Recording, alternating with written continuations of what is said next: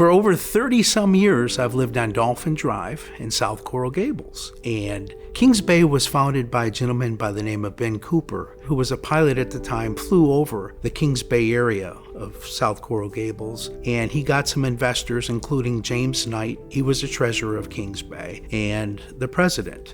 The original covenants that Mr. Cooper set out was every house would be unique and there would be no garages in the front of the homes. So there were a lot of unique characteristics that we had to abide by, from the 1950s on. So at the center of the community is the Kings Bay Turning Basin, and we enjoy the access to Biscayne Bay, which is a beautiful thing. And much of the turning basin that was quarried out became the ball diamonds at Chapman Field. So Old Cutler is a historic road, as we know, with Fairchild being down the road, Matheson Hammock being a large regional park in our area. It continued with George Merrick's vision to the south, and Kings Bay was really part of that, and we wanted to become part of that. So, along with my neighbor Jim and Joy Smith, we decided to, like the rest of the Old Cutler area, Biscayne Bay waterfront communities, to annex in. And that process taught us that we had a long way to go to become CityBeautiful. We really didn't have a sense of identity.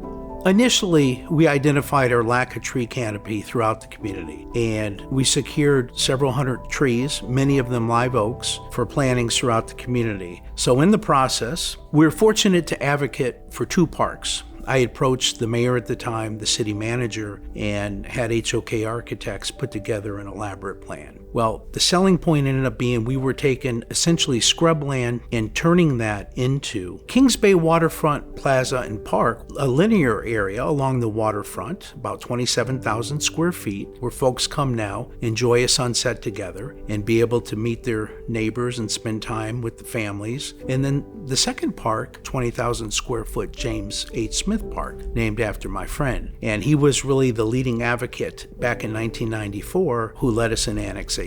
So I think my friend Jim Smith would be happy, and James H. Smith Park would make him very proud. And I think that's aligned with George Merrick's vision for having a park and a place for neighbors to gather and be part of something special.